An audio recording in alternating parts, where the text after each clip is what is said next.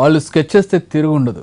Gold షాప్లను ఏ class గా దోచేసుకుంటారు. దేశవ్యాప్తంగా దోపిడీలు చేసి తప్పించుకు తిరుగుతున్న ముఠా ఆగడాలకు చెక్ పడింది. 2 ఏళ్ల క్రితం జరిగిన ఓ చోరీ కేసులో 6 నెలలు శ్రమించిన విశాఖ పోలీసులు గజ దొంగల ఆట కట్టించారు. ఎవరా గజ దొంగలు, ఎక్కడి నుంచి వచ్చారు, గోల్డ్ షాప్లపైన ఎందుకు టార్గెట్ చేస్తున్నారు?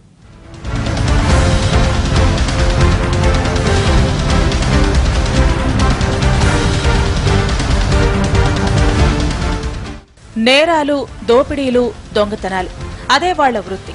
ఊరంతా అంతే. వాళ్లందరినీ ముందుండి నడిపించేందుకు ఓ నాయకుడు.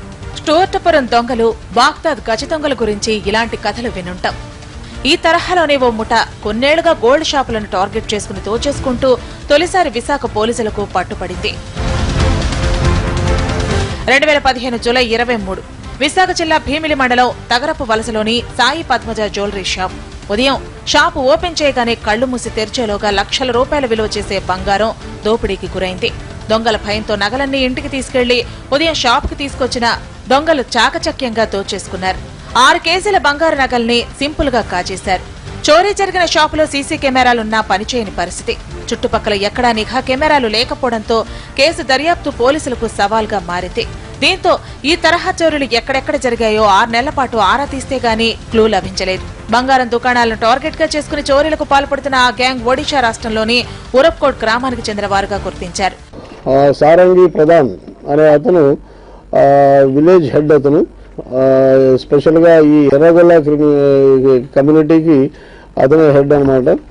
సో ఈ ఆల్మోస్ట్ అక్కడ ఉన్న ఎర్రగొల్ల, పెద్దింటి గొల్లాస్ వీళ్ళంతా క్రైమ్ చేస్తుంటారు, నేరాలు చేస్తుంటారు.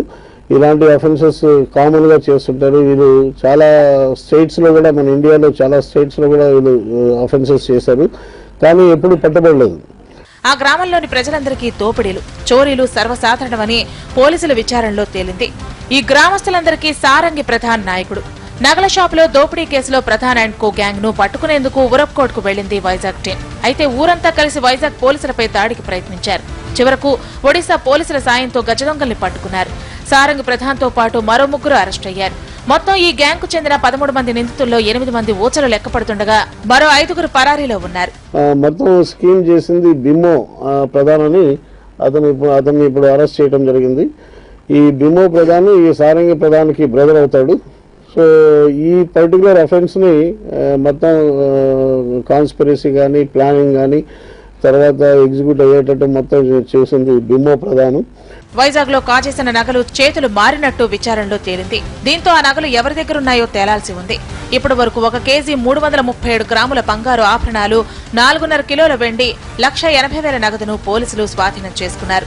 6 కేజీల బంగారాన్ని రికవరీ చేసే వరకు తమ దర్యాప్తు కొనసాగుతూనే ఉంటుందంటున్నారు పోలీసులు. దేశంలో ఎన్నో రాష్ట్రాల్లో దోపిడీలు, దొంగతనాలకు పాల్పడుతూ తప్పించుకు తిరుగుతున్న ఈ గోల్డ్ గజ దొంగలను తొలిసారిగా విశాఖ పోలీసులే అరెస్ట్ చేయగలగడం విశేషం. మరి ఈ దొంగల ఖాతాలో ఎన్ని సంచలన చోరీలున్నాయో తేలాలి.